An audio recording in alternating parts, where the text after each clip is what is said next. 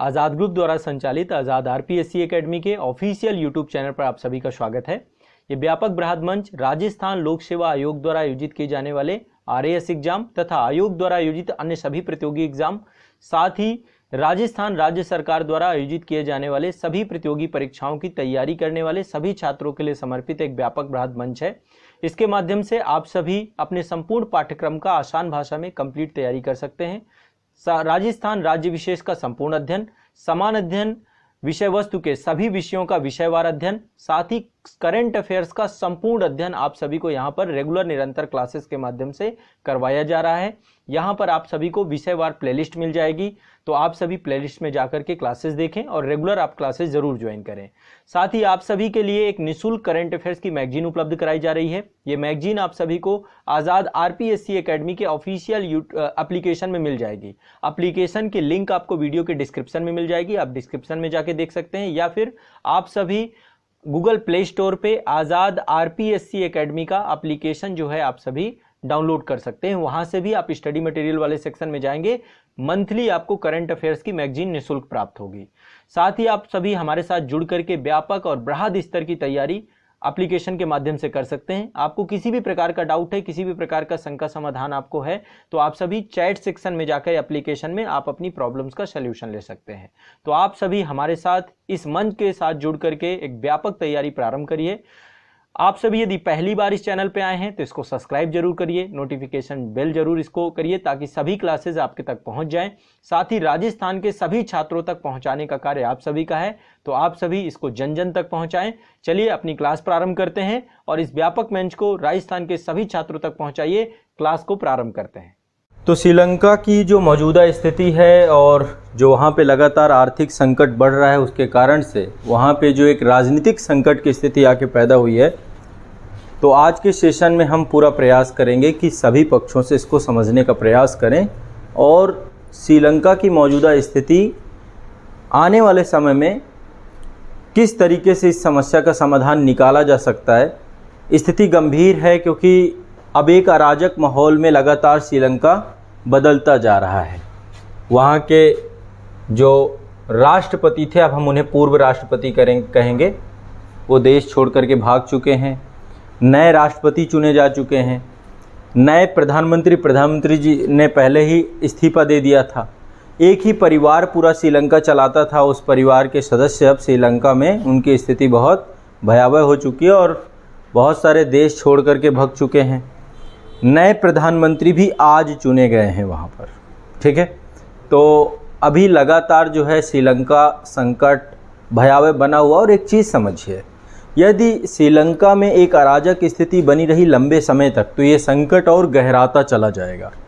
कारण क्या है, कोई भी देश यदि मदद करना चाहेगा या कोई भी अंतर्राष्ट्रीय वित्तीय संस्था मदद करनी चाहेगी तो सबसे पहले वो एक ऐसी सरकार देखेगी जो उस देश को चला पा रही हो। तो राजनीतिक तौर पे स्थिरीकरण होना बहुत ज़रूरी है।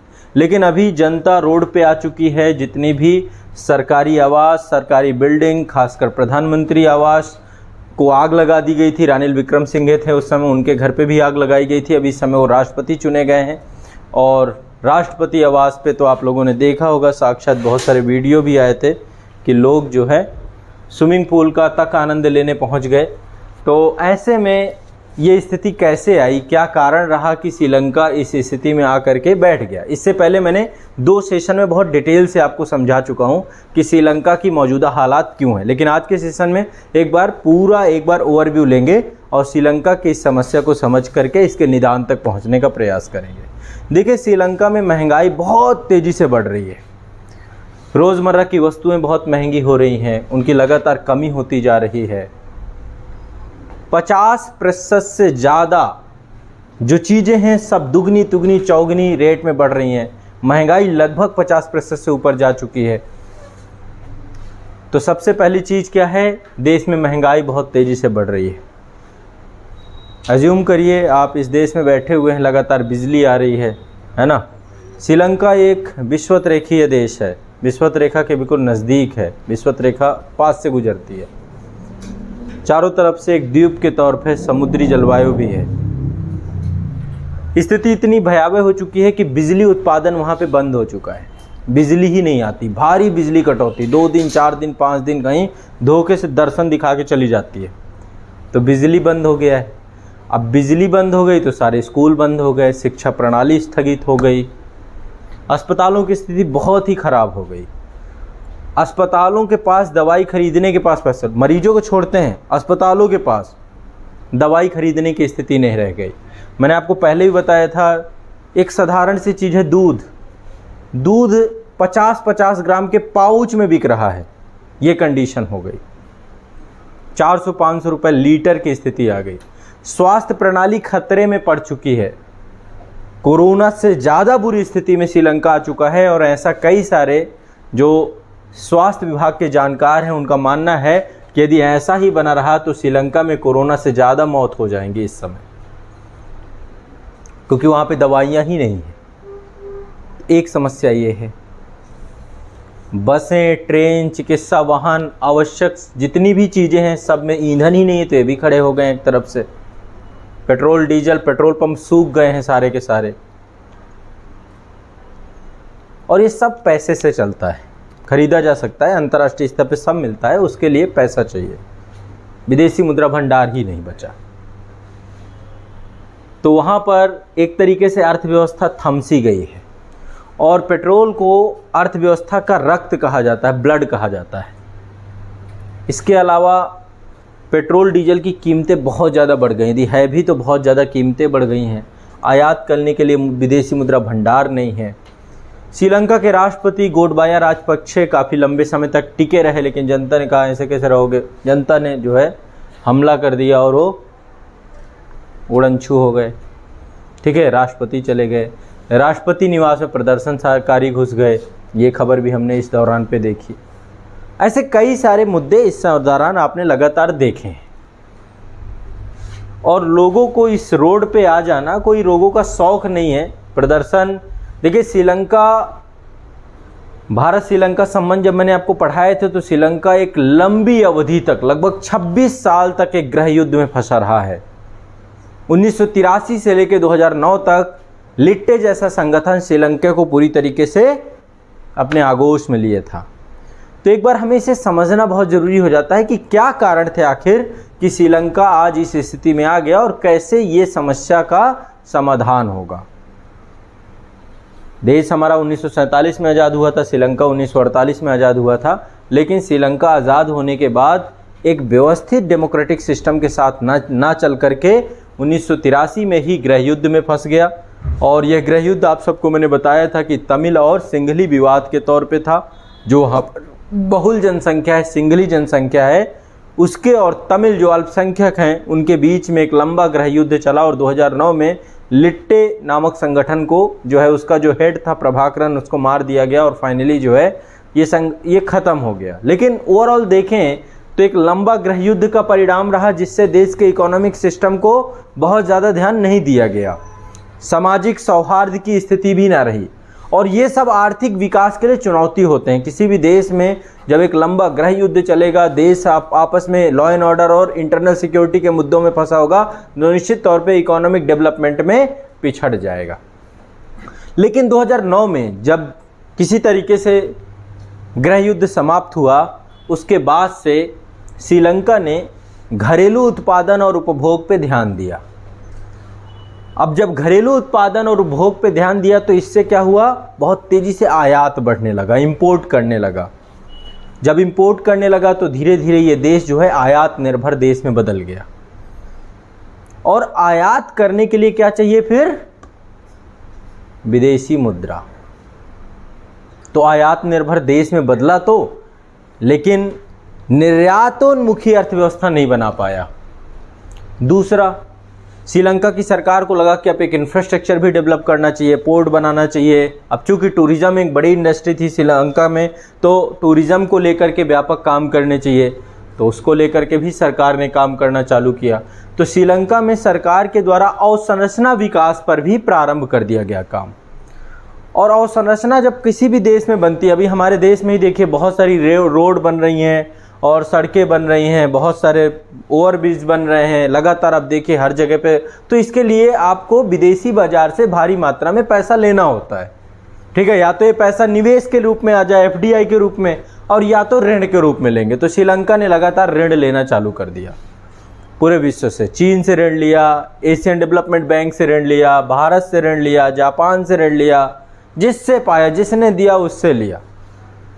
ठीक है, तो लगातार ऋण जाल में फंसता चला गया।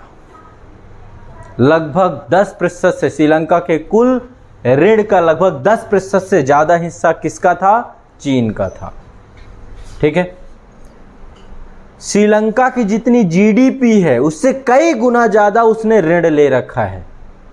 यदि ऋण जीडीपी अनुपात की बात करें तो लगभग 111% से ज्यादा ऋण ले रखा उसने। अब ऋण लिया है तो लौटाना भी पड़ेगा, उस पर ब्याज भी भरनी पड़ेगी, ये भी स्थिति होगी। लेकिन ऋण चुकाने के लिए विदेशी मुद्रा ही नहीं बची। कैसे नहीं विदेशी मुद्रा बची? विदेशी मुद्रा कोई ऐसा थोड़ा ना कि आसमान से टूट जाएगी। उसके लिए आपको माध्यम बनाना पड़ेगा, अपनी अर्थव्यवस्था को निर्यातोन्मुखी बनाना पड़ेगा। तो 2019 के बाद से स्थिति बहुत भयावह होनी चालू हो जाती है और 2019 के बाद विदेशी मुद्रा भंडार बहुत तेजी से कम होता है और श्रीलंकाई रुपये का मूल्य ह्रास होने लगता है। एक श्रीलंकाई रुपया यदि देखें डॉलर की तुलना में तो $1 = 360 श्रीलंकाई रुपये के बराबर स्थिति बन गई। तो मुद्रा का मूल्य ह्रास बहुत तेजी से चढ़ गया। श्रीलंका में महंगाई, मुद्रास्फीति लगातार बढ़ने लग गई। रोजमर्रा की चीज़ें खरीदने की वस्तुएं बहुत महंगी होने लग गई। अब ये सब चीज़ें चल ही रही थी कि इसके साथ ही श्रीलंका में जो पॉलिटिकल सिस्टम है वो पूरी तरीके से सड़ रहा था। अब पॉलिटिकल सिस्टम सड़ने के पीछे के कई कारण हैं। मैंने आपको एक बार बताया भी था कि श्रीलंका को एक पूरा परिवार चलाता है, एक परिवार के द्वारा श्रीलंका चलाया जाता है। ये राजपक्षे परिवार है। यहाँ पे आप देख सकते हैं ये पर्सन है, श्रीलंका के राष्ट्रपति हैं गोटबाया राजपक्षे। और ये अकेले नहीं है, इनके भाई महिंद्रा राजपक्षे ये राष्ट्रपति हैं, तो कोई प्रधानमंत्री है, कोई इन्हीं घर का चाचा तो सब 7, 8, 9 लोग मिलके कैबिनेट बना रहे हैं। ठीक है, चाचा, ताऊ, फूफा, नाना, काका, चाचा, सबके बच्चे जो है श्रीलंका देश चला रहे हैं। कोई वित्त मंत्री बना हुआ है, कोई गृह मंत्री बना हुआ है। ठीक है, तो एक तरीके से पूरे परिवार को एक फैमिली बिजनेस बना लिया पूरे देश के पॉलिटिकल सिस्टम को। कभी भी इस तरीके से देश को नहीं चलाया जाता। अभी आप हमारे देश में ही देखिए कि यहाँ पे योग्यता के आधार पे राष्ट्रपति बन रहे हैं, तो वो भी नेपोटिज्म जहाँ पे होगा तो निश्चित तौर पर धीरे धीरे वो संस्था कोलैप्स हो जाएगी। और श्रीलंका पूरा देश जो है परिवारवाद के घेरे पे आ गया। तो एक तरीके से भ्रष्टाचार भी व्यापक हुए, लगातार स्थिति भयावह होती रही। लोगों को ना तो कोई ऊर्जा के संसाधन, या तो फिर वापस पाषाण काल में लौट जाएं, लेकिन वो संभव नहीं है। तो फिर इन्होंने विरोध कर दिया, तो रोज़मर्रा की चीज़ें इन्हें मिल नहीं पाई, कहानी खराब होती गई। इसके बाद इसी बीच में महापुरुष लौट आए, चीन से आ गए कोविड-19 कोरोना। अब इनका बहुत बड़ा रोल था श्रीलंका को बर्बाद करने में। श्रीलंका को नहीं पता था ऐसा मेहमान आएगा जो हमारी तबाही करके जाएगा। तो एक तरफ तो परिवार लगा था। श्रीलंका की अधिकांश राजनीति और प्रशासन परिवार द्वारा नियंत्रित थी, राजपक्षे परिवार द्वारा। भ्रष्टाचार काफ़ी मात्रा में बढ़ चुका था। नीतियों का निर्माण परिवार के फायदे और बहुसंख्यकों को खुश करने के लिए बन रहे थे। 2019 में कर में कमी कर दी गई, टैक्स कलेक्शन भी बहुत कम हो गया सरकार का। वैट जो था वहाँ पे 15% से 8% कर दिया गया, तो टैक्स कम हो गया। ठीक है, राजस्व में कमी हो गई, टैक्स कलेक्शन कम हो गया। कई प्रकार के टैक्स समाप्त कर दिए गए, 7-8 प्रकार के टैक्स भी समाप्त किए गए और ऐसे में सरकार को राजस्व की भारी कमी हो गई। मेरी बात समझ में आ रही है? ठीक है, क्या कहानी बन रही है, मैं सिनेरियो समझा रहा हूँ आपको।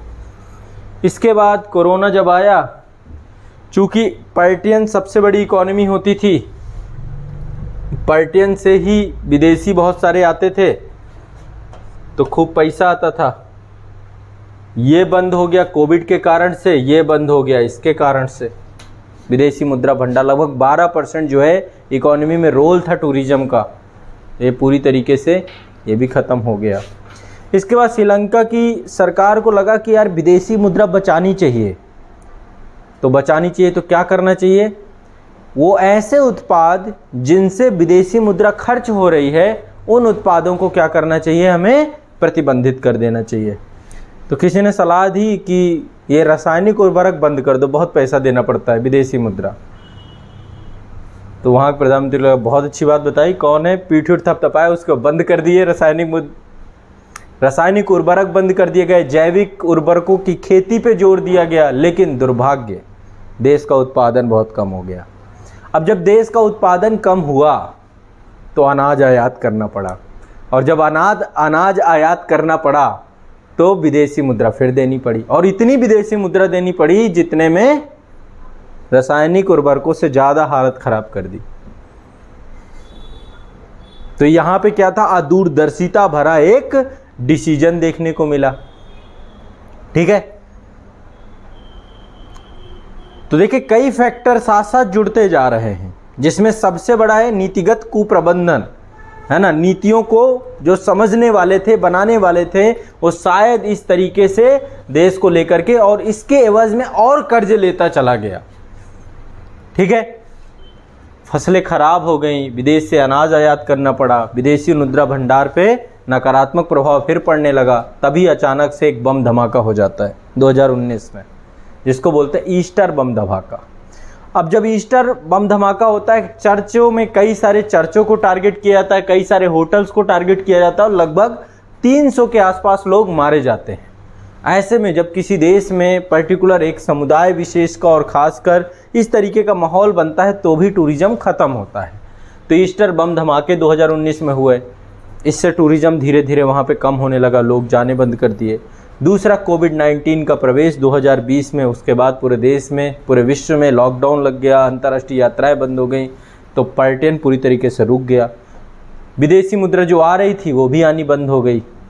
ठीक है, इसके बाद जो है विदेशी मुद्रा के जो स्रोत थे लगभग समाप्त होने लगे। सिर्फ विदेशी मुद्रा कभी जो है पेट्रोल डीजल खरीदने में खर्च हो रही है, कभी भोजन खाद्य सामग्री में खर्च हो रही है, कभी दवाओं में खर्च हो रही है, और आय के स्रोत जीरो हो गए। तो सिर्फ खर्च हो रहा था, और ऐसे में विदेशी मुद्रा डे बाय डे ख़त्म होती जा रही थी। महंगाई डे बाय डे, ये देखिए 2019 में विदेशी मुद्रा भंडार जो था 7.6 बिलियन डॉलर के आसपास था। यहाँ पे एक डेटा मैं आपको दिखा रहा हूँ, आइडिया लग जाएगा आपको इससे। ठीक है, लगातार जो है विदेशी मुद्रा भंडार कम ही होता चला गया। ये आपका यहाँ पे देखिए 2019 में 7.6 बिलियन डॉलर था, फिर 2020 में कम हुआ 5.7 बिलियन डॉलर, फिर 2021 में और कम हो गया। तो ये घटता बढ़ता रहा। ठीक है, लगातार अभी स्थिति बहुत बुरी है, 1 बिलियन डॉलर से भी कम होने के आसार दिख रहे हैं। तो क्योंकि अब जो भी है, कभी भारत ने बहुत इस समय मदद की है, लगातार हर चीज़ में भारत मदद कर रहा है ना, लेकिन फिर भी अभी मदद से कोई फ़ायदा मिल नहीं पा रहा है। एक अराजकता भरा माहौल जो है वहाँ पे लगातार बना ही हुआ है। तो अराजकता लगातार बढ़ती चली जा रही है। आर्थिक संकट का जो ये पूरा कारण है, जब ये लगातार ये स्थिति बनी कि चीज़ें बहुत महंगी हो गई, रोज़मर्रा की चीज़ों में लोगों को, आप खुद सोचिए स्कूल कॉलेज बंद हो जाएंगे तो फिर लोग करेंगे क्या। रोड ही बसती है तो रोड ही में आ गए सब लोग। अब लाइट नहीं होती हमारे यहाँ पे, एक रात लाइट ना रहे तो सब रोड पे आ जाते हैं। यहाँ तो 4-4, 6-6 दिन से लाइट ही नहीं, तो रोड पे आके सब प्रधानमंत्री राष्ट्रपति लाइट पे सो रहे थे तो उन्हीं की लाइट ख़त्म करने के लिए पहुँच गए उनके घरों। तो ये पूरे मैटर से श्रीलंका संकट में आप देखेंगे आर्थिक संकट का प्रभाव क्या पड़ा। सबसे पहला प्रभाव, अराजकता बहुत तेज़ी से बढ़ गई। ठीक है, दूसरा लगातार विरोध जो हैं वो हिंसक होते चले गए, हिंसा लगातार बढ़ती चली गई, और आने वाले समय में भी, अभी ये ख़त्म मत समझिए, अभी रानिल विक्रमसिंघे प्रधानमंत्री वहाँ चुने गए हैं, अभी उनके खिलाफ भी वहाँ पे विरोध चल रहा है। जब तक मैटर को संभाला नहीं जाएगा तब तक जो है ये संभव नहीं है कि इस पूरे मामले को पूरी तरीके से, तो आने वाले समय पे अभी ये मामले और बहुत तेज़ी से बढ़ने वाले हैं। यहाँ पे एक चीज़ मैं और आपको थोड़ा सा यहाँ पे जानकारी दे दूँ, चूँकि आज प्रधानमंत्री चुने गए हैं, ये हैं आपके दिनेश गुणवर्धने। ठीक है, इनको देश का नया प्रधानमंत्री नियुक्त किया गया है। ये वरिष्ठ नेता थे और गोटबाया राजपक्षे के कार्यकाल के दौरान गृह मंत्री थे ये, और फिर इसके बाद विदेश और शिक्षा मंत्री के तौर पे भी सेवाएं दे चुके हैं। अभी इनको प्रधानमंत्री, अभी इनका नंबर है अगला। ठीक है, तो इनको बनाया गया है प्रधानमंत्री। दूसरा, ये रानिल विक्रमसिंघे हैं, और इनको अभी जो है संसद के द्वारा जो वहाँ की है उन्होंने राष्ट्रपति चुनाव, लेकिन अभी भी विरोध प्रदर्शन लगातार इनके खिलाफ भी चले, इनका घर भी जला दिया गया था। बट ये प्रयासरत हैं, सिंसियर हैं इस चीज़ को लेकर के, लगातार प्रयासरत है। भारत के साथ बहुत अच्छे संबंध हैं इनके, और ये जो है उम्मीद यही है कि अब मिल करके किसी तरीके से श्रीलंका की स्थिति को सामान्य बनाया जाए, क्योंकि भारत में भी अभी लगातार विदेश मंत्री स्तर और सर्वदलीय बैठक सिर्फ श्रीलंका मुद्दे के लिए बुलाई जा रही है, क्योंकि श्रीलंका हमारे दक्षिण भारत से जुड़ा हुआ है। और अभी आप बहुत सारी प्रॉब्लम्स हो रही हैं, वहाँ से माइग्रेशन भी बहुत तेज़ी से हो रहा है, लोग पलायन कर करके वहाँ से तमिलनाडु पहुंच रहे हैं, दक्षिण भारत के राज्यों में पहुंच रहे हैं। तो आने वाले समय पे भारत को ही इसमें सबसे ज़्यादा प्रभावित होना होगा, क्योंकि हमारे पड़ोस में स्थिति असामान्य हुई है। ठीक है, तो सबसे पहली बात, हिंसा की भावना आने वाले समय पे लगातार बढ़ती रहेगी। इसके अलावा श्रीलंका से अन्य देशों के लिए पलायन बढ़ सकता है, भारत सबसे प्रमुख रहेगा। लिट्टे जैसा संगठन 2009 में समाप्त हुआ था, लेकिन आने वाले समय पे यदि स्थिति ऐसी रही तो लिट्टे जैसे कई और संगठन बन जाएंगे और फिर से सिविल वार चालू हो जाएगा, गृह युद्ध स्टार्ट हो जाएगा। तो उसको भी संभालना बहुत ज़रूरी है। तो इसलिए मतलब अब इससे कई समस्याएं हो सकती हैं। भारत द्वारा श्रीलंका को बहुत पैसा दिया गया है, उसको भी वापस लेना, तो फिर से इसको रिस्ट्रक्चर्ड करना पड़ेगा।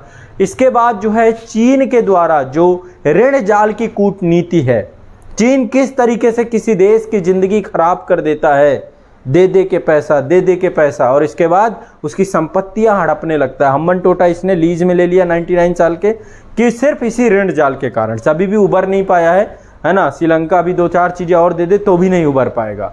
इसके बाद अब इसके पास सरकार करे क्या, मतलब अल्टीमेट, चलो ये सारी प्रॉब्लम्स हैं, इतनी सारी चीज़ें हो रही हैं, बट सरकार को करना क्या चाहिए?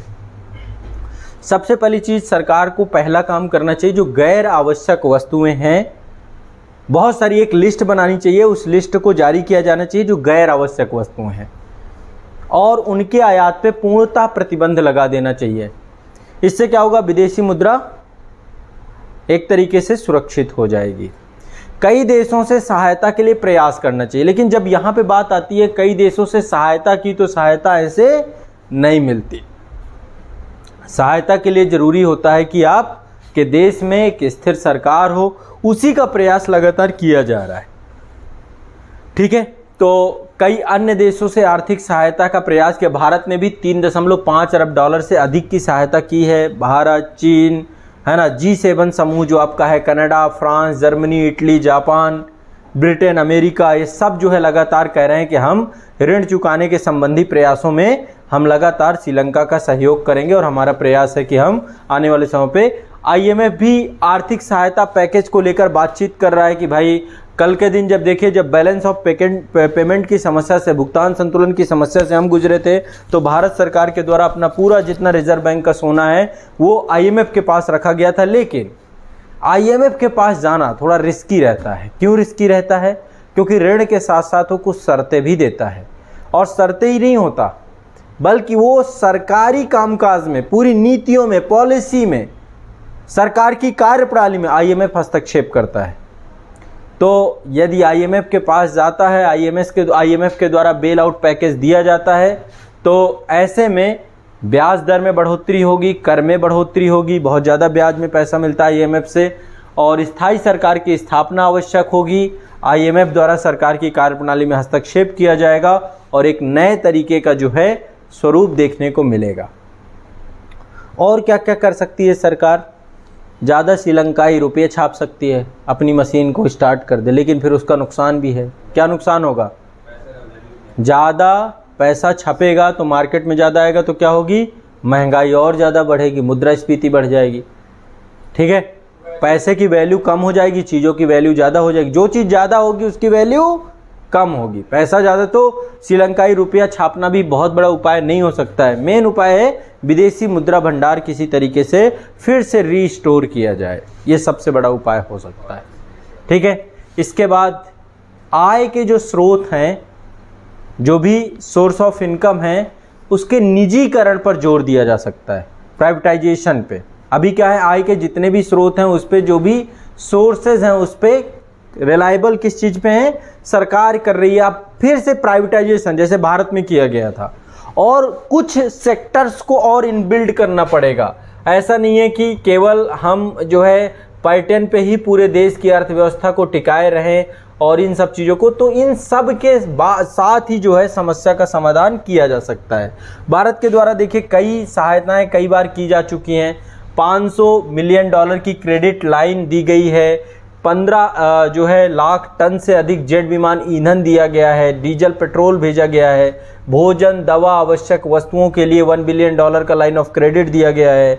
इसके बाद $400 मिलियन का करेंसी स्वैप दिया गया है। श्रीलंका के सेंट्रल बैंक को बकाया भुगतान को मोरेटोरियम दे दिया गया, कुछ समय के लिए टाल दिया गया कि भाई रुक जाओ, हमारा पैसा बाद में दे देना, पहले बाकियों का दे दो, है ना। स्थिति तो खराब है श्रीलंका की। तो लगातार भारत जो है, और चीन भी लगातार लगा हुआ है, चीन ने भी काफ़ी मदद की है, लेकिन भारत का चूंकि पड़ोस है तो भारत को इसको सबसे गंभीरता से लेने की आवश्यकता है। ठीक है, हाँ। मदद क्यों कर रहा है? दिवाली उसने किया है। देखिए दिवालिया तो उसने नहीं किया है, दिवालिया तो वहाँ की सरकार ने किया है खुद को। एक चीज़ ध्यान रखिएगा, आपको कोई नहीं बिगाड़ सकता यदि आप खुद नहीं बिगड़े तो। ठीक है, ये तो कर्ज आपको लेते गए, कर्ज लेते समय आपको याद आया ना कि वापस चुकाना भी तो पड़ेगा, देने वाला तो देता ही जा रहा है, समझ रहे हैं। अभी आपके घर से पैसा आ रहा है और उस पैसे का सदुपयोग आप कोई ऐसी गतिविधि में करें जो आपको क्रिएटिव ना बनाए, तो क्या होगा? आपके पिताजी ने पैसा दिया, इसके लिए आप उन्हें जिम्मेदार समझेंगे? तो चीन तो ऋण में देता रहा, उसको उससे मांगते रहो, देता जाएगा कि लो और कर्जा लो, उसके पास है, निवेशक बैठे हुए हैं, इन्वेस्टर्स बैठे हुए हैं, ठीक है, वो तो हर चीज़ के लिए खड़ा हुआ है। तो ऐसी स्थिति में श्रीलंका की जो मौजूदा हालत है अपने आप में बहुत बुरी स्थिति है। अभी भी देश में लगातार अभी विरोध प्रदर्शन चल रहे हैं। रानिल विक्रमसिंघे की सरकार बन जरूर गई है, लेकिन अभी भी ये सरकार तब तक सुरक्षित नहीं है जब तक वहाँ के लोगों को राहत नहीं मिल जाएगी। लोगों को ये चीज़ स्पष्ट हो चुकी है कि हमारे देश के जो लीडर हैं वो सारे के सारे जो है देश को चलाने में अक्षम हैं, और जब जनता को ये महसूस हो जाता है, जनता का भरोसा उठ जाता है लॉ एंड ऑर्डर से, कानून व्यवस्था से, क्योंकि देखिए सबसे बड़ी चीज़ है पेट, ठीक है, पेट भरा होगा, ज़रूरतें पूरी होंगी तो आप भी सरकार के हमेशा साथ खड़े रहेंगे। तो मौजूदा हालात अपने आप में बहुत ज़्यादा समस्या वाले हैं। हाँ, कुछ पूछ रहे थे? ये बोल रहे थे कि कुछ नहीं रहे थे, पर बता रहे थे कि जो फसल इसकी खराब हुई है श्रीलंका की, इसने जो जैविक खाद मंगाई थी वो भी चाइना से मंगाई थी, और मंगाई थी तो उसमें वायरस था, इसको जितना खरीदने में प्रॉफिट नहीं हुआ था, उसको वापस करने में उतना ज़्यादा नुकसान हो गया। देखिए ये तो ठीक है, ये भी एक विषय आपकी मैं मान भी लेता हूँ, लेकिन जो कुछ भी हो, कभी भी अपने देश में, अभी हम भी कह रहे हैं कि हम भी जैविक खेती करेंगे, आने वाले समय पे भारत भी जो है एक जैविक राष्ट्र के तौर पे बनेगा, हमें भी एग्रीकल्चर को अपने रिफॉर्म करना है, जैविक खेती की ओर जाना है, तो ठीक है, अच्छी बात है, कोई बुराई नहीं है इसमें। लेकिन आप अपने अल्टरनेटिव्स तो देखिए, अभी हम कर भी रहे हैं, सिक्किम पहला राज्य बना है, गोवा में भी हो गया, लक्षद्वीप हो गया, कई सारे राज्य, लेकिन हम एक साथ पूरा, क्योंकि इतनी बड़ी आबादी का लोड भी तो है, रासायनिक उर्वरकों के कारण ही आज इतनी बड़ी आबादी का पेट भर पा रहे हैं। तो आपको कभी भी कोई भी यदि डिसीजन लेना है तो उसको प्रतिस्थापन का एक दर होना चाहिए कि किस दर से आप जो है प्रतिस्थापित कर रहे हैं। तो ये अदूरदर्शिता श्रीलंका सरकार की है, इसमें चीन का कोई रोल नहीं है, ठीक है। और रही बात गुणवत्ता की, तो फिर ये चीज़ को लेकर आपको ध्यान में रखना चाहिए, भाई आप एक संप्रभु देश चला रहे हैं, ठीक है, तो उस संप्रभु देश चलाने के कारण से आपके डिसीजंस बहुत स्ट्रांग होने चाहिए। तो यहाँ पे यदि कंप्लीट फेलियर की बात करें तो कंप्लीट फेलियर ये सरकार का है, और ख़ासकर राजपक्षे सरकार का, उनके कारण से ये स्थिति आके बनी है, ठीक है। तो ये जो है मौजूदा हालात हैं आपके श्रीलंका के, और श्रीलंका का मामला अभी स्थिति यही है। आगे यदि कोई अपडेट आती है तो फिर हम लोग डिस्कस करेंगे, चर्चा करेंगे आगे के अपडेट में। सर दूसरा क्वेश्चन ये है कि जो भी नई सरकार जो बने हैं उनके तो नहीं बनाया गया सर, संसद के द्वारा बनाए गए, संसद भी एक तरीके से, तो क्या पब्लिक सहमत होगी सर? बनाया तो राजपक्षे। देखिए पब्लिक तब तक सहमत नहीं होगी चाहे पब्लिक चुन के भी बना दे, पब्लिक को चाहिए अब जो समस्या है उसका समाधान। देखिए सीधी सी बात है, अभी आप हैं, मुझे एक चीज़ बताइए, लाइट अभी चली जाए आपके घर की और आपको सिर्फ आश्वासन दिया जाए, है ना, आपके पेट में भोजन ना हो, सिर्फ आश्वासन दिया जाए, तो कोई भी व्यक्ति आएगा, केवल आश्वासन देने वाला व्यक्ति होगा, तो जनता को नहीं समझ में आता है सब इकोनॉमी कैसे चलती है विदेशी। उनको ये है कि लाओ, यहाँ पे आवश्यकता है भरो। अब आपको नहीं पता आपके पिताजी कैसे कमा के लाते होंगे शाम तक, आपको तो ये लगता बस आ रहा है ना, मेरी ज़रूरतें पूरी होनी चाहिए। तो वैसे ही जनता में सब संवेदनशील नहीं है, ये ध्यान रखिएगा। अब सरकार इस बात को समझती है कि कितनी विपद परिस्थिति है, तो ये एक दिन में नहीं अभी सुधार होगा, अभी लंबा प्रोसेस लगेगा। बस ये है कि थोड़ा सा कहीं ना कहीं पे कुछ स्ट्रॉन्ग जो है नीतियों के ऊपर है, ताकि विश्व के अन्य देशों को ये लगे कि हाँ श्रीलंका में नीतिगत सुधार हो रहा है, और उन नीतिगत सुधारों के परिणाम स्वरूप जो है विश्व के अन्य देश आगे आ सकें और श्रीलंका को फिर से वो उबारने की दिशा में आगे बढ़ें। अभी देखो G7 कंट्रीज़ हैं, वो भी लगातार इस विषय पे कई बैठकें हो रही हैं। श्रीलंका अंतर्राष्ट्रीय स्तर पे विभिन्न देशों के साथ संपर्क कर रहा है, साथ ही IMF के साथ बात चल रही है। भारत सरकार लगातार सहयोग कर ही रही है हर एक विषय में। अभी कई मामलों में ये कहा जा रहा है कि श्रीलंका में जो भी हालात हैं, कुछ पक्ष ऐसा भी बोल रहे हैं कि इसके लिए जिम्मेदार भारत भी है, ऐसे भी अफवाहें उड़ रही हैं वहाँ पे। और अभी बहुत सारे, कल मैं देख रहा था एम्बेसी के एक हमारे डिप्लोमेट्स थे, उनका हाथ तोड़ दिया गया है ना। तो जहाँ पे इंडियंस मिल रहे हैं, कल एक सर्कुलर भी जारी किया गया है कि इंडियंस जो श्रीलंका में हैं अपने आप के सुरक्षित स्थानों पे रहें, है ना। तो अब वो क्योंकि सबसे नज़दीकी भारत ही है, तो अंत में वो किसी न किसी ऊपर ठीकरा भी फोड़ेंगे कि भारत है, ये है, वो है। तो अराजकता का जो माहौल है, इसमें कई जगह पे ये भी एलिगेशंस लगाए जा रहे हैं। और ऐसे में जो है बहुत ज़रूरी हो जाता है कि भारत सरकार वहाँ पे भारतीयों की सुरक्षा को सुनिश्चित कराए। ठीक है, तो ओवरऑल स्थिति तो देखें भयावह है, और अंत में भुगतना भी हमें है, क्योंकि हमारे पड़ोस में आग लगी है। जब आपके पड़ोस में आग लगी होती है तो आपको सुकून से नहीं बैठना चाहिए, आपको भी उसको बुझाने में पूरा दम लगा देना चाहिए। तो अब भारत सरकार को चाहिए कि श्रीलंका की स्थिति को समझे, और समझ करके और इसको व्यापक तरीके से कैसे भी करके इस पूरी समस्या का समाधान करें। ठीक है, तो अभी देखते हैं अब क्या होता है। आज ही ये चुने गए दिनेश गुणवर्धने को नया प्रधानमंत्री बनाया गया है, तो अब आगे क्या होता है। फिर से जो है वहाँ पे जो मंत्रिमंडल है उसको भी जो है इनके राष्ट्रपति जी के द्वारा शपथ ग्रहण सारी चीज़ें आज हुई हैं, तो ओवरऑल शायद कुछ सकारात्मक देखने को मिल सके। ठीक है, तो श्रीलंका के संबंधित ये आपकी एक महत्वपूर्ण विषय वस्तु, महत्वपूर्ण करंट अफेयर्स था।